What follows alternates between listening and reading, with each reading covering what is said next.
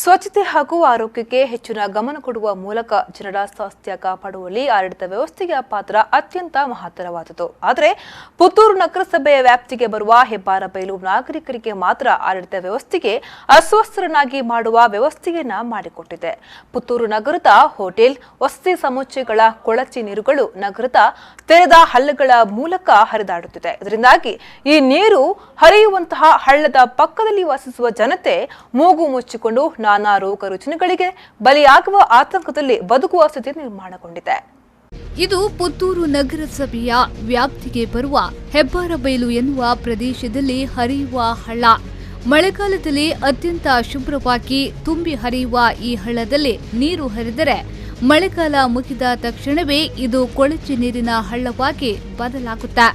ಹೌದು, ಪುತ್ತೂರು ನಗರದಲ್ಲಿರುವ ಎಲ್ಲಾ ಹೋಟೆಲ್, ವಸತಿ ಸಮುಚ್ಚಯ, ಆಸ್ಪತ್ರೆಗಳ ಮಲಮೂತ್ರ, ಆಸ್ಪತ್ರೆಗಳ ಕೆಮಿಕಲ್ಸ್ ಹೀಗೆ ಎಲ್ಲವೂ ಈ ಹಳ್ಳದಲ್ಲಿ ಹರಿಯಲಾರಂಭಿಸುತ್ತದೆ.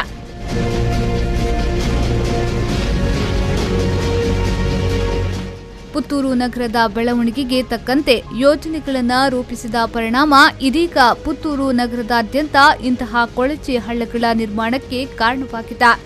ಸಮರ್ಪಕ ಒಳಚಂಡಿ ಯೋಜನೆಯನ್ನ ರೂಪಿಸದೆ ನಗರಸಭೆಯ ನಗರ ತುಂಬ 5-6 ಮಹಡಿಗಳ ವಸತಿ ಸಮುಚ್ಚಯ ನಿರ್ಮಾಣಕ್ಕೆ ಅನುಮತಿಯನ್ನ ನೀಡುತ್ತಿರುವುದರ ಪರಿಣಾಮ ಕೊಳಚೆ ನೀರು ಹರಿಯಲು ಜಾಗವಿಲ್ಲದೆ ತೆರೆದ ಹಳ್ಳಗಳಲ್ಲೇ ಇದನ್ನ ಬಿಡಲಾಗುತ್ತಿದೆ.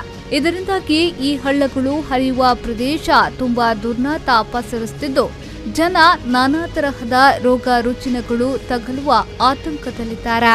ಈಗ ನಮಗೆ ತುಂಬ ಸಮಸ್ಯೆ ಆಗಿದೆ. ಮೊದಲು ಇದರಲ್ಲಿ ಅಷ್ಟು ಕ್ಲೀನ್ ಇತ್ತು, ಯಾವ ಇದು ಕೂಡ ಬರ್ತಿರಲಿಲ್ಲ. ಡಿಸೆಂಬರ್ ಆಗ ನೀರು ಕಂಪ್ಲೀಟ್ ಹಾರಿ ಹೋಗಿ ಬರೀ ಹೊಯ್ಗೆ ಮಾತ್ರ ಇತ್ತು.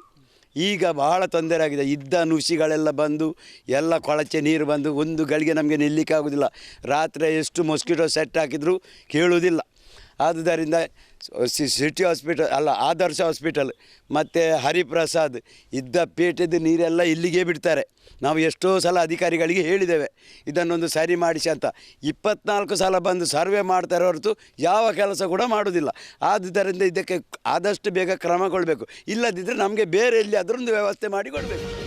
ಪುತ್ತೂರು ನಗರದ ಕಾರ್ಚಾಲಿನಿಂದ ಹರಿಯಲು ಪ್ರಾರಂಭಿಸಿರುವ ಈ ಹಳ್ಳಕ್ಕೆ ಬಳುವಾರ್ನಿಂದ ಎಪಿಎಂಸಿ ರಸ್ತೆಯ ತನಕ ಇರುವಂತಹ ಎಲ್ಲ ವಸತಿ ಸಮುಚ್ಚಯಗಳ, ಆಸ್ಪತ್ರೆಗಳ, ಹೋಟೆಲ್ಗಳ ನೀರು ಸೇರುತ್ತಿದೆ. ಇದರಿಂದಾಗಿ ಮಳೆಗಾಲದ ನೀರಿಗಿಂತಲೂ ಕಡಿಮೆಯೇನಿಲ್ಲ ಎನ್ನುವಂತೆ ಈ ಹಳ್ಳಗಳಲ್ಲಿ ಕೊಳಚೆ ನೀರು ಹರಿಯಲಾರಂಭಿಸಿದೆ.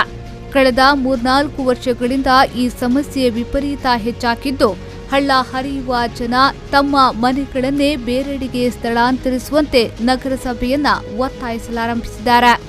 25 ವರ್ಷದ ಮೊದಲು ಒಳ್ಳೆ ನೀರಿತ್ತು, ನಾವು ಬಟ್ಟೆ ಒಗೆಯುತ್ತಿದ್ದೆವು.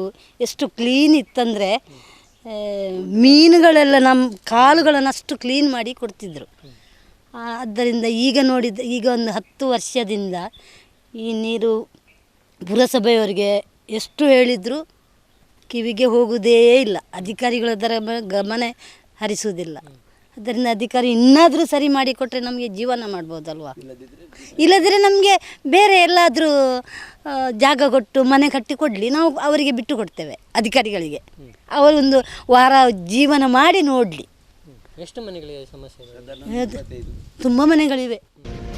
ದಿನದಿಂದ ದಿನಕ್ಕೆ ಬೆಳೆಯುತ್ತಿರುವ ಪುತ್ತೂರು ನಗರದಲ್ಲಿ ವ್ಯವಸ್ಥಿತವಾದ ಒಳಚರಂಡಿ ವ್ಯವಸ್ಥೆಯಾಗಬೇಕೆಂಬ ಒತ್ತಾಯ ಈ ಭಾಗದ ಜನರ ಬಹು ವರ್ಷಗಳ ಬೇಡಿಕೆಯಾಗಿದ್ದರೂ ಇಂದಿನವರೆಗೂ ಈ ಬೇಡಿಕೆಗೆ ಮನ್ನಣೆ ಸಿಕ್ಕಿಲ್ಲ. ಒಳಚರಂಡಿಗೆಂದು ಸಾಲ ಪಡೆದ ಹಣವನ್ನ ಇನ್ನೊಂದು ಯೋಜನೆಗಳಿಗೆ ಬಳಸಿಕೊಳ್ಳಲಾಗಿದೆ ಎನ್ನುವ ಆರೋಪವೂ ಇದ್ದು ಇದರ ಪರಿಣಾಮವನ್ನ ನಗರದ ಜನತೆ ಇದೀಗ ಅನುಭವಿಸುವಂತಾಗಿದೆ.